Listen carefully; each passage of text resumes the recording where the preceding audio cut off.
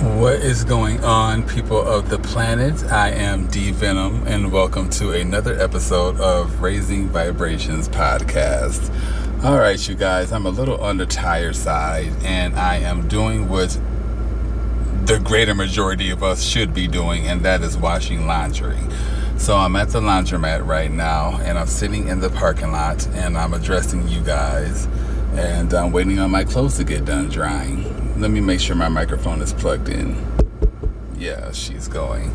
And I have some good news to tell you guys. I have not done any methamphetamine for, I'm going to say, maybe 2 or 3 days now. The weekend did not catch up to me. I did run across some triggers, and that still did not lure me in. So I'm happy about that, and I hope that you guys are proud about that too. I always tell you all to stay on the straight and narrow in regard to your weekend or life in general, and I always tell you guys not to do anything to jeopardize one's vibrations, and I am practicing what I'm preaching. I'm trying to stay away from methamphetamine the best way that I possibly can, and I'm definitely in the trigger area when I come to this side of town to do laundry. I can do laundry on my side of town, which is all the way north, but I prefer to come here. You know, when you are treated well and you get good customer service from an establishment, you know, at least with me, I would go the extra mile or two just to go to that particular place because they treated me well.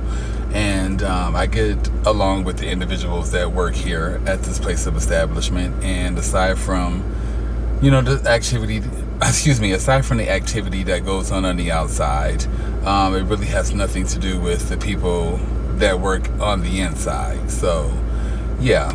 Anyway, you guys, I am so thankful that the universe, the spiritual realm, source, my ancestors, my grandmother, I'm just so happy that they strengthened me through the weekend, and I'm happy that they were there with me during this weekend. It's almost over with, you guys. It's almost over with. As a matter of fact, it is over with. Hold on.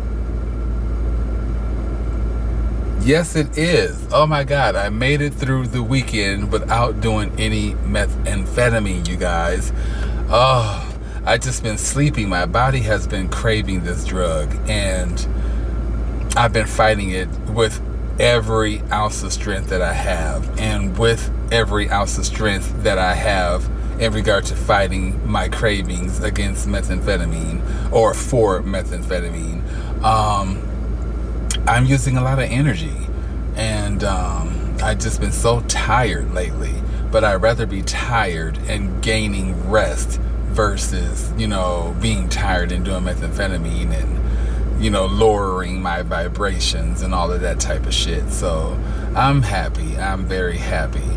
I'm also happy because, remember, I told you about my ex-roommate scenario in regard to their mom and, you know, how they weren't as responsive like I thought they would be in regard to my apology. If you guys forgot, I was high on methamphetamine, and I was invited to my ex-roommate's mom's house, and I kind of showed my ass being, you know, under the influence. And yeah, so anyway, it took me a little bit of time to apologize to my ex-roommate's mom for the simple fact I wanted to give that situation some time to simmer. And I also wanted to focus on myself and get me together. But anyway, the mom wasn't as reciprocative as I thought that they would be. Is reciprocative a word? Well, anyway, it's a word for right now. But they weren't as reciprocative as I thought that they would be. And anyway, my relationship with my ex-roommate has blossomed and strengthened itself again, so I'm happy about that. What else? You know, this is not going to be a long episode. I just wanted to share a story with you guys in regard to getting your own. And I'm not trying to be a bitch about it or anything like that, but was, I'm going to say, close to about a month ago. I was at the park across the street from my house. And I was frequenting some of the homeless people that, pretty much hang out over there. And I think I was working on my podcast or either my YouTube platform, or I was in the park, just put it that way. And these are the same individuals that sometimes I may or may not do drugs with. And on this particular day, I don't think any drugs were done, at least not with me. But one of the individuals was talking about the park and the park rangers, and how the park rangers basically are telling all the homeless people how they can't barbecue in the park anymore. And they're basically kicking out a lot of homeless people one by one. Now, recall some of the stories that I told you guys. Like, for one, the young man that got kicked out of the park because of they were high on whatever they were high on, and woke up and had paraphernalia on them and whatever else. So they were telling me from their own mouth that they were kicked out of the park for about 6 to 7 months. So the park rangers aren't playing with these homeless people. This park is dedicated to dogs, so to speak, and the owners of those particular dogs, and it's also dedicated to children. And though it's a public park, it doesn't mean that you can come there and put all of your trash, and I hate to call homeless people's stuff trash, but a great majority of it is trash. You can't just plant your trash there and call it home and, sweep off your little area and think that you're doing something. You know what I'm saying? If you're going to really do something, how about sweeping off your area, going to fill out an application, and sweeping out that whole entire motherfucking park? If that's the damn case, then you would call yourself doing something. But just sweeping off your area that's hidden to the world anyway, that's not doing anything. Shit, you're hiding yourself for one damn thing, and who can see you cleaning up your little area? And anyway, I'm listening to a conversation that I had some input on, but I just kept my mouth shut because it's okay to dream. Just put it that way. And this person is pretty much dreaming big time. And they want to build a garden in this public park. And I guess, allegedly, anyone can have access to it. But my thing is, how can anyone have access to it when you plan on building this particular garden where you're pretty much hiding at? So no one's going to be able to see this garden except other homeless people and individuals that know that you're back there. Aside from that, the public is not going to see no greens. They're not going to see no corn on the cob. They're not going to see no celery, no onions. They're not going to see no lettuce. They're not going to see no tomatoes, squash, cucumbers, asparagus, arugula. They're not going to see any of that. So yeah. And then those that do notice that you have a garden back there, you claim that you don't care if, public has access to it, but as much work as you put into this garden and whatever else the case may be, having people just randomly come up and just snatch from your garden, homeless or not, that would offend me, because I could be making money off that garden. But my whole thing is, you can't get mad at these park rangers for doing their job. They're getting paid to not necessarily keep the homeless out of the park, but they're getting paid to make sure the park is up to par for the individuals that come there and to relax and read a book, bring their families. They don't want to see homeless people sprawled out all over the motherfucking place. And then I overheard in the conversation that I guess some of the park rangers were talking about some homeless people, and they were talking about them extra loud, considering there were homeless people just pretty much camped out, sleeping and shit like that. So they wanted these homeless people to hear what they were saying. And I guess a lot of what they were saying was some rude shit. So one of them spoke up and said something, and it turned into a somewhat not ugly situation, because the park rangers didn't know where that voice was coming from, considering this person was hiding out within the park somewhere. But I guess it was said that they told the park rangers to shut the fuck up or something like that, because I guess they were getting offended by what the park rangers were saying. But it's a free country, and just like they were free to say shut the fuck up or something to the lines of that particular nature, these park rangers were free in order to speak their piece and speak their truth and say what they had to say in regard to a lot of the homeless people that come out there and just trash the place and think that they're going to tolerate that. And then I overheard, I'm just gonna make it bad for them, just throw garbage all over the place and blah blah blah blah blah blah, and make them have to pick it up. And I thought that was the most childish thing to say and do, if they have done it. But it's just like, why would you do something like that? Because these park rangers are doing their jobs. You are the motherfuckers that are coming out here and trashing, well, not all of the individuals, but a great majority of the individuals are, coming out there trashing shit, throwing stuff all over the damn place, making it already hard for the park rangers to keep the shit clean. And, y'all are grown individuals. And if you want to garden, and if you want to trash and do all of that type of stuff, or have shit a certain way, then get your motherfucking own. You got enough mobility to walk around the park and find places to stash your shit and whatever else the case may be. Then you have enough mobility to walk your ass around somewhere, get an application, fill out several applications. You have, let me rephrase, you have enough mobility to walk your ass to several different places of establishment, fill out some applications, and hope that you will get some employment. So therefore, you can start paying bills like the rest of us, and have your own place of establishment in order to grow that garden that you want to grow, in order to do all of that community stuff that you want to do.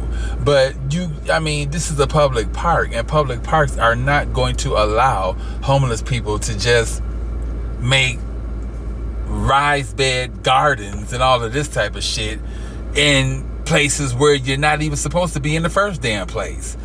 Oh my goodness. I just, when I heard the conversation, and then when I heard them bickering and being bitter baddies about certain things, it just made me want to tell this story.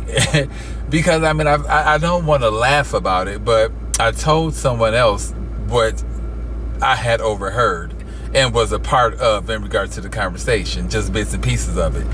And they were, before I can even finish, they were like, well, why don't they get their own place? If they want to grow a garden and blah, blah, blah. They went ham. And I'm like, well, shit, I'm trying to figure out the same thing that you're trying to figure out. Why don't they go work hard for what they want? And, because a lot of the homeless people that I have had contact with that frequent the park across from my place, they have a lot of sense, common sense, and street smarts. So if you have this much common sense and street smarts, then why don't you put that to use and get your own place and stop bickering and complaining about stuff? I'm not saying that a lot of them are, but that particular night, a great majority of them were bitching and complaining about what the park rangers had to say and what they're planning on doing. And they have every right to do that, because the city owns the park, and the city is getting sick and tired of, I hate to say it, but they're getting sick and tired of a handful of these homeless people coming to the park, pissing the shit. They already got to clean up dog shit and piss. So just imagine just imagine the ample amounts of shit that they have to clean up after these homeless people that frequent the park, and that's not fair for them. Yeah. Anyway, I told you guys in regard to the and please comment and let me know if I'm being a little bit too harsh in regard to my statements and how I feel about the situation. I don't think I'm being harsh at all. I was homeless twice, if I'm not mistaken, and I worked damn hard to not get in that particular predicament again.